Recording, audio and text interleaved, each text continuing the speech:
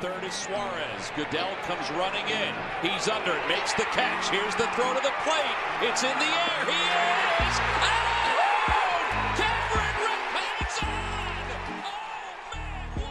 a play! Deep to right field. Way up there, and way out! Second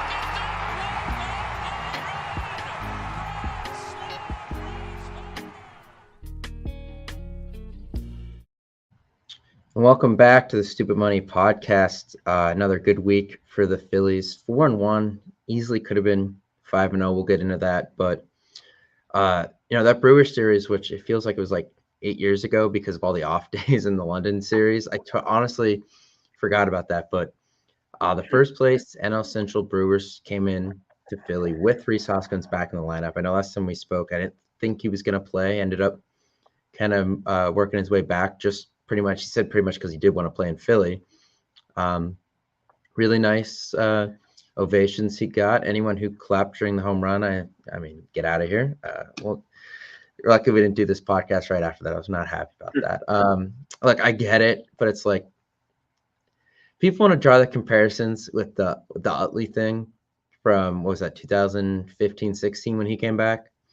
To me, it's just totally different. And I think part of it is like Chase Utley won a World Series here, makes him a little higher on the pecking order for me. He's probably the best second baseman in the history of the organization. And to me, like, those Phillies teams like just sucked. So like it didn't matter. There were no franchise players on that team. You weren't offending anyone. It was a bunch of AAA players. To me, this is a little different when like this team's trying to win. We're competing with a fellow first place team in this game.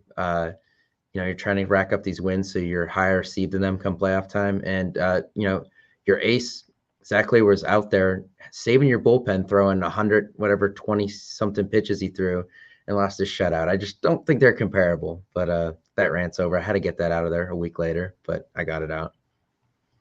Yeah, you kind of hit the nail on the head as far as what my one complaint with the whole thing was. I am perfectly fine with the standing ovation before, the first at bat every game.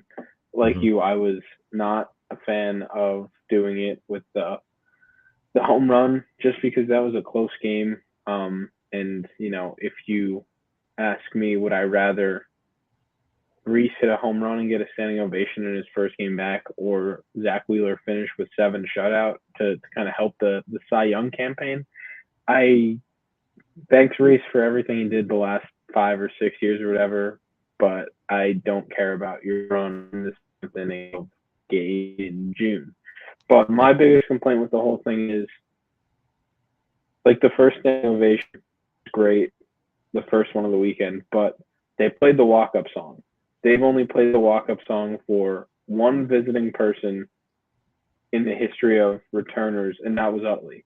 So you're telling me there that you value Hoskins over Jimmy Rollins, who won a World Series, won an MVP for you, and you value it over Howard, who I don't know how much Howard played, if he ever. I don't think he ever came back. Was a visitor. I don't know. That's why that's kind of a moot point. But yeah, I don't know. There's just been so many guys that have returned, and I'm not trying to discredit what Rhys did, because we talked about it when he signed with the Brewers and when, the offseason kind of started with what was coming with the foreshadowing. He was the first real sign of any optimism or hope with, the dark days that were the late 2010s. That home run stretch that he had when he first came up was unreal. And, we kind of saw what was the beginning of the new kind of regime and new era of the franchise. So I'm not discrediting that. I'm not saying he wasn't an important person, but when you're putting him in the category of only Utley and you're kind of jumping him over Rollins, who's, we saw this week the pageantry of what London was like with Utley being the ambassador there. As far as I'm concerned, Rollins is the ambassador to the Phillies.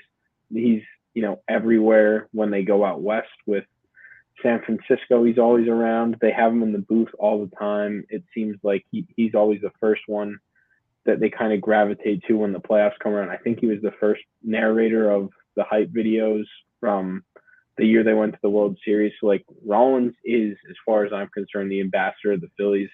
And you put Hoskins above him by playing the walk-up song. So that's kind of where I drew the line. I was all in on the standing ovation, and then I heard the walk-up song, and that's when my mood for that series kind of began to switch because, I loved Reese most of the time, and the time I didn't, I really hated him. You know better than anyone how I felt about him, but yeah, I don't know. I don't love jumping Rollins, but it is what it is.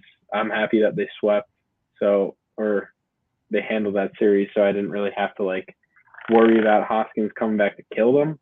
But yeah, I don't love jumping Rollins.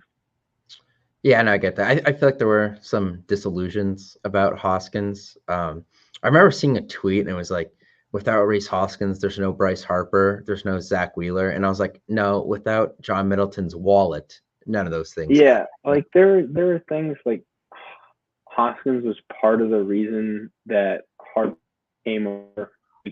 You can say that, but there are also 330 million other reasons why Harper came here. And the fan base also played a big part of it, I think. And, we kind of see now that he is being the king of pandering that he is. Like, it was 6 years later, we can reflect that it was quite literally a match made in heaven. Yeah, definitely. But yeah, moving on to that actual series, the Phillies only gave up 2 runs in that series? I think, right? It was 2. 2 runs in 28 innings. Yeah, I mean, the pitching in that series was some of the most impressive we've seen. I mean, look, they've been great all year. That series was by far the best pitch series. Yeah, they won 3-1, 2-1, and 2-0. I mean, that was by far the best pitch series of the season, from top to bottom, really. So, I mean, Matt Strum's ERA is 0.69, and I think Hoffman's is 0.8 something. Like, those two guys are just on a different planet right now. And Kerkering's really starting to dial it in now. He's getting comfortable being back up here after, missing time early in the year with that sickness. Alvarado's been good. Obviously, Sunday was not good. I'm at the point where he's the wildest out of those 4 guys in terms of the command could just go south so quick.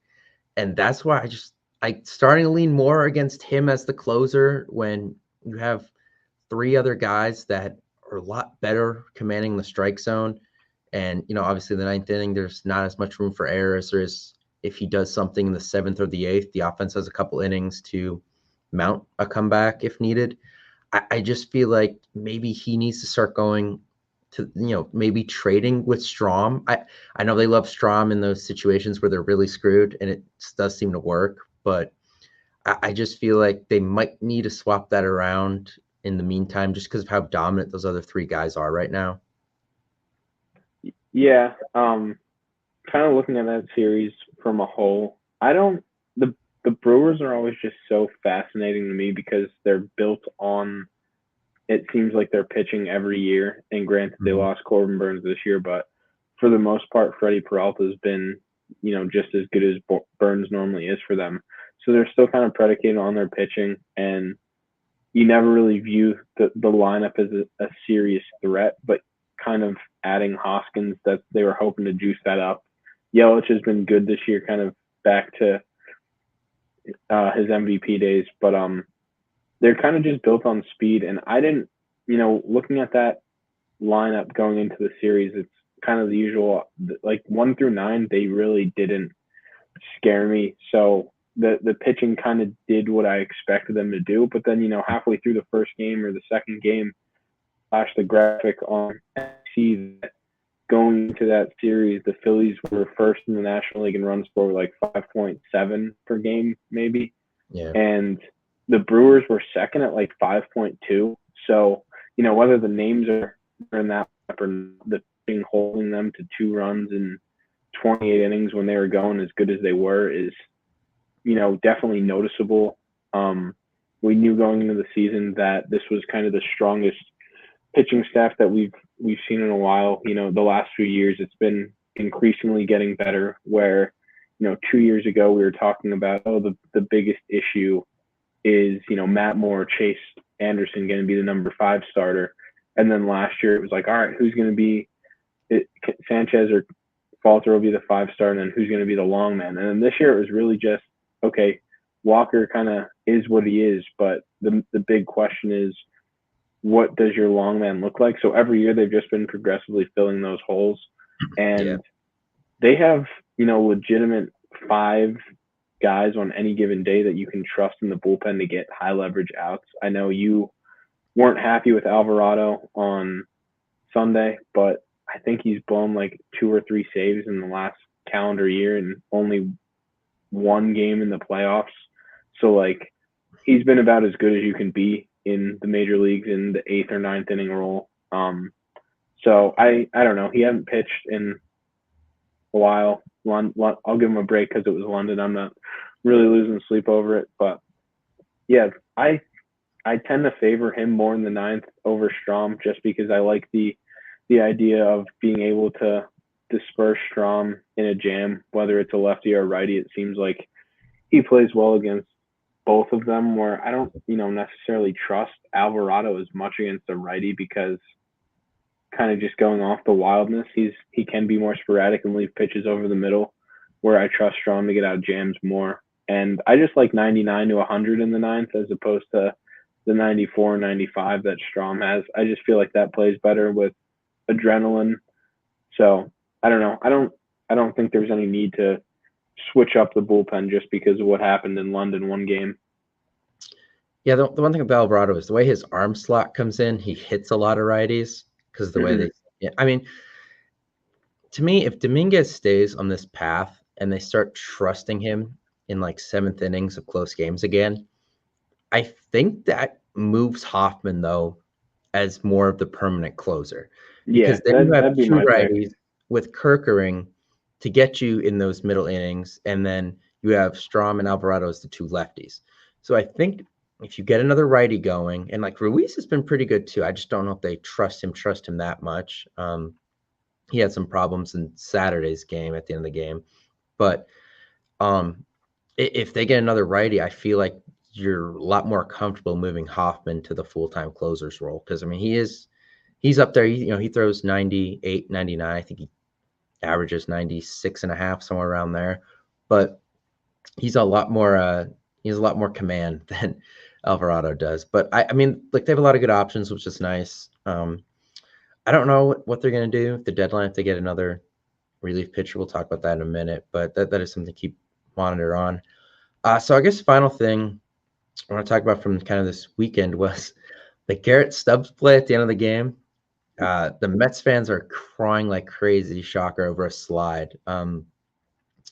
There's nothing there really. I mean, they keep freeze framing it like that the ball's out of the dude's hands and Stubbs is like 15 feet away from the plate. I don't think they realize that literally a half second later he's on top of the plate sliding. Like, that is in real time. That is such a fast play. He's not doing it just to hurt the guy. He's literally trying to break up that throw and keep the game going. I thought that was a ridiculous narrative. Of course, they cried about Utley for years. They still do. And then McNeil was crying with Hoskins earlier this year. They're soft. I mean, they are. They don't break up double plays, and then they cry when other teams try to. And that's why they're 8 games under 500, I imagine. But yeah, just ridiculous take on that one. Yeah, I don't know. I tend to give Stubbs the benefit of the doubt just because he is a catcher. Mm-hmm. So like I don't know. I feel like if any position in baseball kind of has that fraternity of respecting one another, I feel like it's catchers, just because they know the wear that they through. Like, look at T the last week and a half. He's been getting like murdered behind home plate. So I tend to think that they don't, they wouldn't do that to one another. But I don't know. The still shot of it definitely doesn't look great. But watching the video, I didn't really see anything too malicious in it.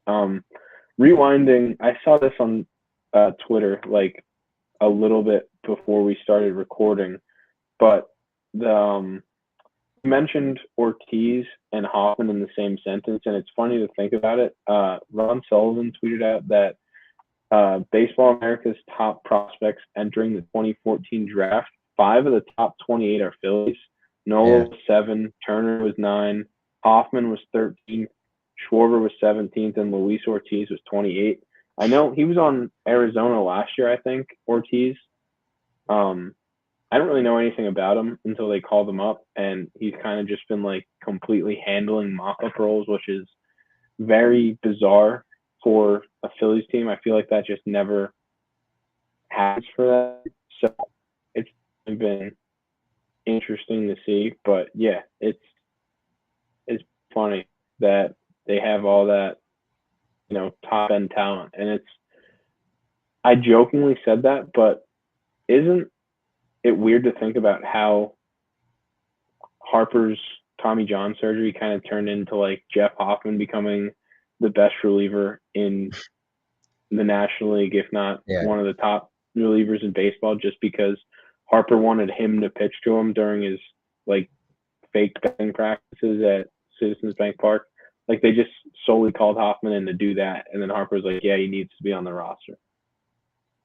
Yeah, that is mind blowing. Honestly, it's so funny. I mean, it came right at the perfect time because kind of around the time Hoffman came up was when like these Sir Anthony struggles started. So it honestly worked out pretty well. They need to extend him probably before the season ends. Yeah, he's gonna need a bag. Yeah, they need to get on that. I don't think, even though he is 31, I mean, I don't think this is a guy you let walk. I know there's problems, long-term commitments to relievers because they are just so up and down throughout their careers. I mean, we're seeing it with Matt Strom. Matt Strom's having his career year at what, 33 or 32, whatever he is. So I mean, that stuff happens, but I just think this is a guy you got to keep around. Keep those 4 guys in the back of your bullpen together as long as you possibly can, because then it's something you don't have to worry about come deadline time every year when you have 4 guys back there that you trust. So I just keep that group together as long as this window's open. I think would do a lot of wonders for them. So the Phillies have a 9-game lead in this division because the Braves have been really bad since Acuna went down. I expect them to be active come deadline time like they were last time Acuna went down.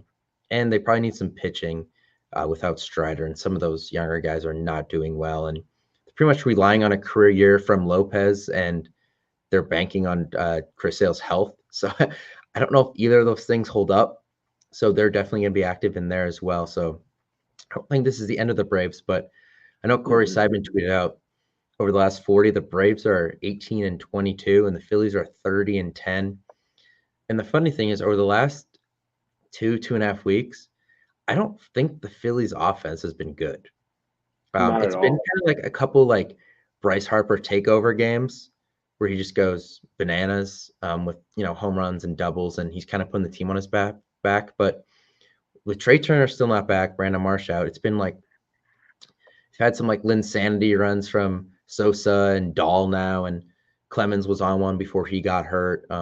JT's cooled off after his hit streak, but I mean, Schwarber still doesn't have a home run in June. Castellanos is what he is right now. Bowman and Stott have both been ice cold. Like Pache and Rojas kind of still are what they are in center field. That hasn't changed. And I mean, Merrifield's picked it up a bit. He had a big 3-run home run in Saturday's game in London. And David Dahl has been pretty awesome since he's come up for Marsh. But outside of like Harper, there hasn't been a consistent bat in the lineup lately. And it's just funny because they're 30-10 in the last 40, and I don't think they're near their maximum playing potential right now. Yeah. No, we've said it. I know I've texted you, I've texted others, and we've mentioned it the past 2 years on the podcast around this time, but it was always what does it look like if June Schwarber doesn't happen? And right now it's not even like the home runs aren't coming. Like nothing's happening. Like It's a lot of it's weak been ground. a really it's been a really tough 10 days into the month. I'm not out on Schwarber by any means. We've seen him do it every year in the postseason. He comes around. I think he's enough of a veteran that we kind of know what we're going to get from Schwarber. With that being said, I definitely kind of would take a little bit of sacrifice and average at this point if it means more home runs, especially with what we kind of talked about, the lineup not reaching its full potential. But I think the impressive thing is that they're still winning games. They're still having the best offense in terms of runs scored per game in the league. Sosa's borderline an all-star at this point. It's been incredible the numbers that he's putting up since Turner went down, but it always kind of seems to be one different guy every night, whether it's Harper more so than others, but Castellanos, despite how the game ended in London on Sunday, the last 15 games has been, I shouldn't say great, but great Better. compared to how the season started. Right. It's around 270 maybe for the last 15 games, maybe higher. With a bit more slug, the home runs are starting to come. That one he hit on Saturday in London was kind of what we expected Castellanos to be, with the stare at home plate, the bat flip, and all of that stuff in a big spot in London. The game wasn't particularly close, but a big stage. JT started off really well in the 2-hole. He's cooled down a bit, but he had that 17 or 18 game hit streak kind of sandwiched in while some of the other guys went cool. But the bottom of the order has just been impressive, kind of picking up for the top while they've been a little bit cool. Bohm's cooled off a lot, but the numbers with runners in scoring position are still there for the most part. And I think he's still leading the National League in doubles, and he only trails Ohtani in extra base hits, I believe. So that's a lot of what happened in April in terms of those numbers, but as far as a season sample size, it's definitely still there. So it's crazy to think that they're doing this with the best record in baseball, and the offensive numbers are there on the surface. But for us who watch every game and kind of get so accustomed to these guys' swings and what they kind of look like when they're going well, to me it seems like they're far from clicking, and that's kind of a crazy thought that they're still doing this while it seems like they're pretty far off. Yeah, I mean, the last month, Bohm's hitting 220 and Stott's hitting 245. So I mean, they've had a bad month, those two guys, honestly. And the funny thing is, Schwarber's hitting 288 over his last 15, and it just doesn't seem that way, because in his last 30 games, he only has 3 home runs. And it's just wild to think about. But getting Trey Turner back obviously is going to help. That's supposed to happen, I think, in about a week, they said. I know he had that setback, but then, they didn't really say anything about him. But apparently he's not doing a rehab assignment now, which I guess is becoming more commonplace, it seems. As we know, Bryce didn't even do a rehab from the Tommy John. So it's kind of been something that's catching on, I guess. I don't know. But I guess because they just do so much extra work in the majors, they don't find it necessary. But we'll see what happens there. But talking about the offense, there's been a lot of talk about the Phillies and outfield help. And as we just mentioned, Marsh cooled off from his hot start, and his numbers against lefties are still not good. Rojas kind of is what he is in center. We know that. And Castellanos, although he's picked it up lately, is just not what the contract, he's not living up to it so much. So the Phillies have been connected to a lot of outfielders. They range very much in terms of pedigree. Jake McCarthy, I think, was mentioned. I don't know why. He's pretty much Marsh, maybe worse. Taylor Ward would be kind of funny. Marsh and Ward platooning in left field for the Phillies when they're both on the Angels together. That would be an interesting one. That's a name that come up. And then kind of get a little higher up the list. Kyle Tucker, I don't know. That's very much depending on what the Astros record looks like come July, and also if he's declined some of their extension offers that are apparently out there. Then you have Randy Rosarena, who's having a really bad year actually with the Rays, but has a lot of good playoff numbers in his career.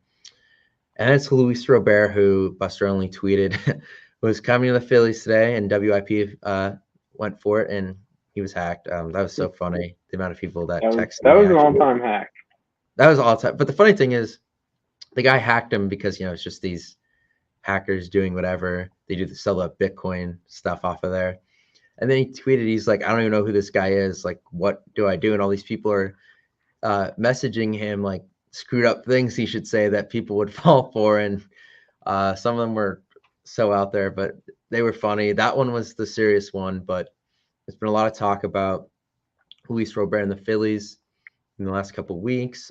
There's trade packages out there that range from like really good to the Phillies to really bad. There are ones around Mick Abel, Justin Crawford, Bergola, Racone, those type of guys. And then there's ones that include Aiden Miller and Crawford, which I don't think the Phillies would do.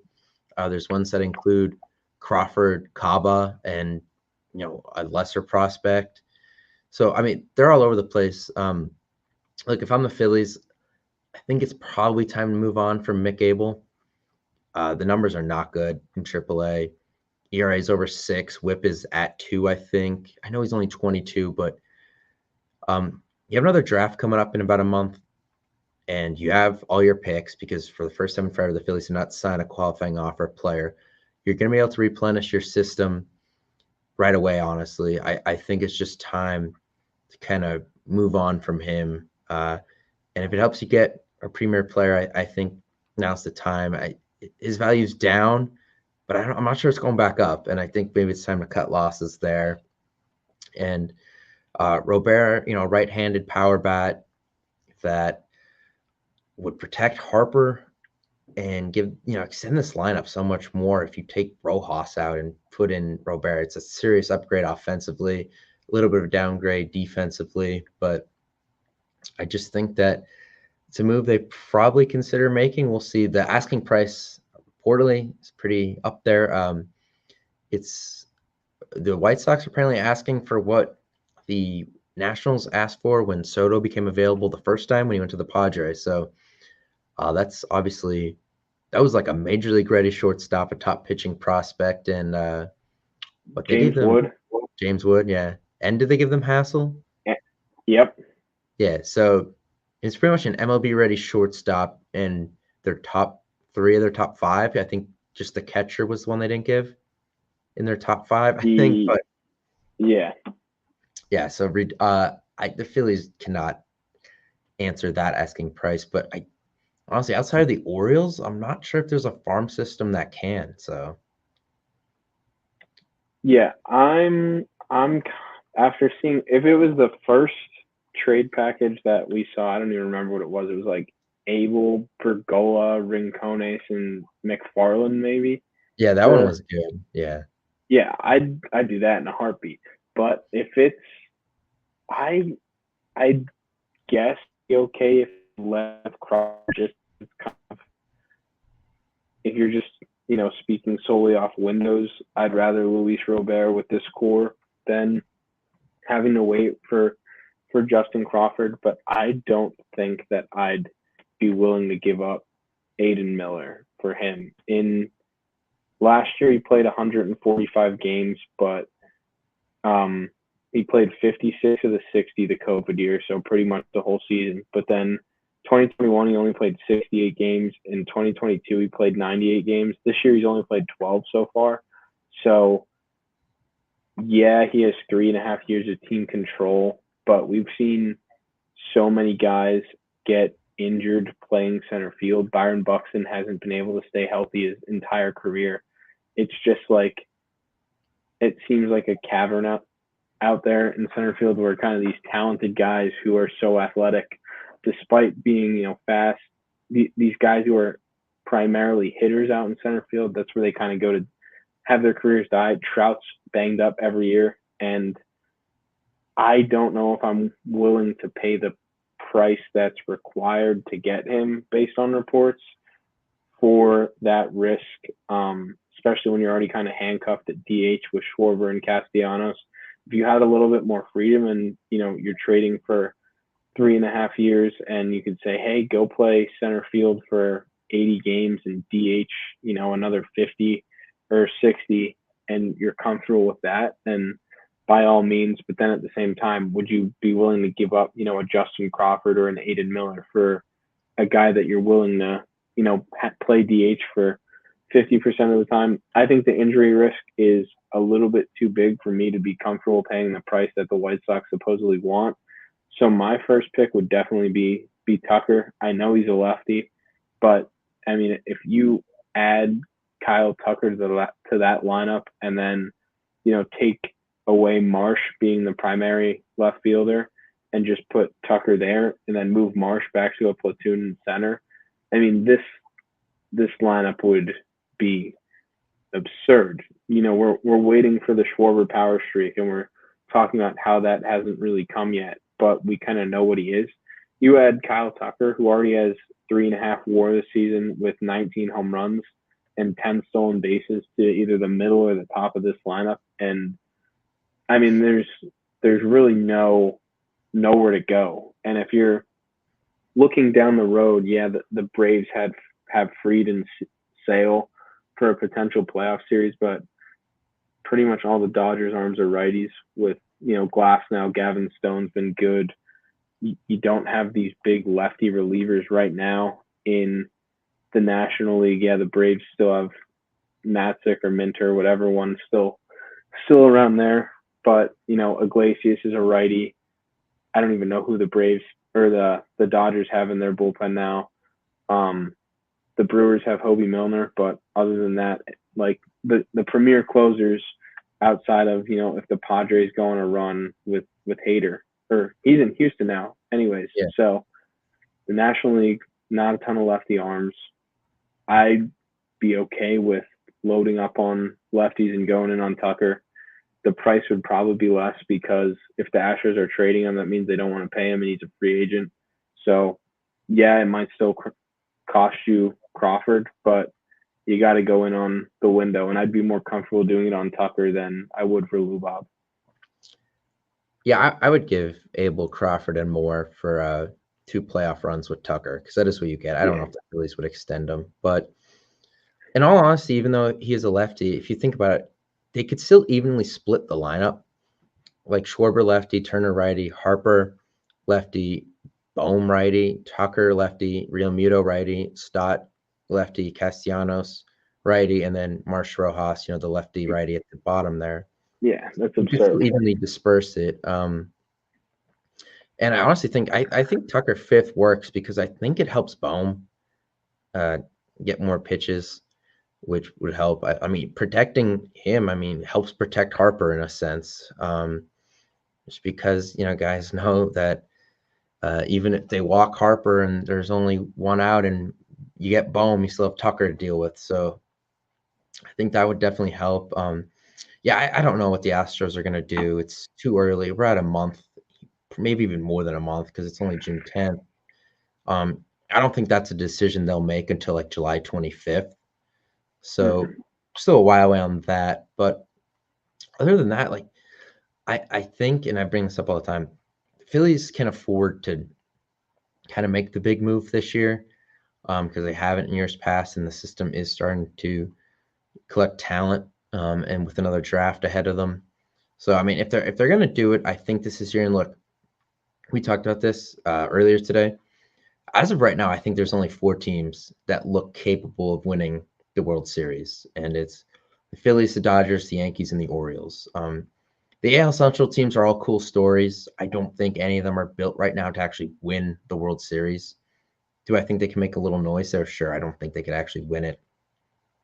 The AL West, I mean, the Astros have no pitching, the Rangers have no pitching, and the Mariners have all the pitching. They have none of the hitting. So unless they trade for a bunch of bats at the deadline, I don't see that. And in the NL, like the current state of the Braves is not a World Series team. It's just not. Now, if they start hitting, that changes. Those NL Central teams, I think they all have flaws that will Mm-hmm. keep them from making deep runs, most notably offensively for most of them, it seems. Yeah. And then out in the Central, I mean, Padres have talent everywhere like usual, just never seems to come together. Um, whether that's because of Manny Machado or what, I don't know. But it just, they trade for everyone and they lose a lot of games. So don't know what it is there. But yeah, if Dombrowski looks at it like, I'm really only competing with 3 other teams, I think he's going to be more aggressive with what he does at the deadline. Yeah, and it's the last few years have kind of shown them flexibility in the sense that Brown kind of came out of nowhere in the system, and you were able to trade him for, granted it was David Robertson, but one of the marquee relievers in that trade deadline market. And then now we saw what Kirk did last year. They didn't trade him, but the fast rise through the system. Clausen's still having an absurd year and just got promoted Sunday. Yesterday would have been Sunday. That, I forget his name, but the Italian kid that they have that's just like, Aga, yeah, he's crazy. So they, since Barber and Mattingly have come to the organization, I talk about it a lot, but the pitching talent that they've been able to develop, yes, they've missed on some of the higher draft picks with Abel not having a good year, and I don't even know, Griff kind of falling off a cliff the last year and a half. But they've shown the ability to develop pitching. I think one that stems from Caleb Cotham and his philosophy of how they want to pitch and kind of integrating spin rates and getting sweepers more consistent throughout the system. But then also just pushing that philosophy from the top down with Mattingly and Barber working on developing players and scouting. So if they want to, trade their pitching chips, I'm fairly confident that they'll be able to draft guys and develop them based on what they've shown me in the last 2 or 3 years since the new regime's kind of taken over the player development system. It seems like they've been doing a really good job pushing arms through the system and getting guys that are either ready to contribute at the major league level or sparking interest from other teams so that they can get guys who are ready to contribute. Yeah, and honestly, it is a good point because teams always want pitching deadline time. Most of the time, they want pitching prospects in return just because it feels like a lot of people hit, not a lot of people pitch that well. Teams prefer pitchers back, but I also think that's why the McAble stuff is a little more concerning just because of how every other pitcher in that system is seemingly getting better and he's getting worse. And I think that's why I'd pull the plug and get out of that one, just because it seems like everyone else is going off, and the guy with Painter out, the guy with probably the best build and stuff in your system is like the worst pitcher in it right now. And it's a little mind blowing, but I think that's why maybe I lean getting out of that one. But yeah, we still have about a month before concrete rumors start becoming something, I think, but there's a lot to keep an eye on there. So look ahead here quick. Phillies actually having decently tough road trip right out of London this week. 3 in Boston and then 3 in Baltimore. So they face a lot of good pitching. Cutter Crawford, Tanner Houck, or however you say that. Corbin Burns, Grayson Rodriguez, I'm pretty sure. And of course, Nick Pivetta also in there. So a lot of good pitching. The Phillies also throw Wheeler twice in that span, Nola once, Suarez once, and Sanchez. So maybe it evens out a little bit. I think it does. Looking more at some of those offensive guys to get going because they can use a little more hitting, I think, right about now. Yeah, it'll be tough. Boston's pitching staff's really good. I'll be curious to see what they look like tomorrow, fresh off of the trip to London, a lot of traveling. I didn't even know this was possible, but on Saturday when he was mic'd up, Harper said they've been in like 17 or 18 different time zones in the last like 8 days.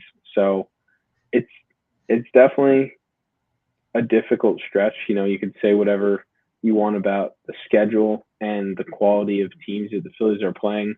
But in the grand scheme of it, only 9 teams in the major leagues are above 500. One's 500, which is Boston, and the rest are all under 500. So I think 17 teams finished above 500 last year. So the state of the league is much worse. So I don't. Yeah, the Phillies are playing bad teams, but realistically, so is everybody else in the league. So a tough road trip like this, going all over the place, different time zones, different countries, different continents. It's definitely not something to look away from. And then I think the back end of it, arguably probably the toughest pitching stretch they'll see all season. I think Boston starters might have the best ERA in the league. I think Houck's leading the league in WAR for pitching. He's been really good this year, and Crawford's not too far behind. And then, Rodriguez went yesterday for Baltimore, and Burns is pitching tonight. So the Phillies will probably see both of them this weekend.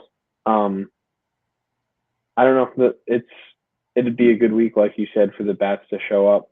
Boston, I know, has been like 27-27, 28-28, 29, and all the way up to, I think they're 32-32 now. So 33-33 after the weekend. Yeah. So I mean, based on trends, nobody's gonna sweep that series, but it's just a matter of, do we win 2 or do we lose 2? I don't know. I think with how our arms kind of lined up, I think we take 2 in Boston, and then Baltimore will be tough. They're really good. I think Saturday and Sunday are both sellouts. I know a lot of Phillies fans will be down there just because it's so close. So that'll be a fun atmosphere to be at. Probably just lean Baltimore 2 games in that series. I don't think we get swept in either, but I don't know. I think we're due for a little bit of a rough stretch, and this is a difficult week of the schedule. So if they go 500 and go 3-3, I'd be happy with that. Yeah, I think you take that and just kind of move on. Yeah. The interesting thing about the Red Sox is all these stars have really good numbers and they have really bad records.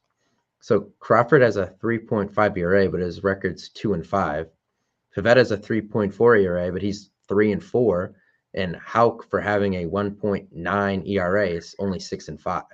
So they really don't hit, maybe, and maybe their bullpen's not too good. So if you kind of weather the storm of their starters, I think you might still be able to be okay in that series. Yeah, that might be a series where I'd like to see, more deep counts than swinging at first pitches, just to try and get to that bullpen and make their starters throw more pitches, even if, they're still going 6 or 7 innings, even if you're taking more pitches and not swinging first pitch, especially early. You can just see whether it's, I don't know how many pitches they all throw, but I know small ball sweeper, I believe. So just the more times you see the sweeper and get used to that spin rate, it'll benefit you in the 3rd or 4th inning along the way.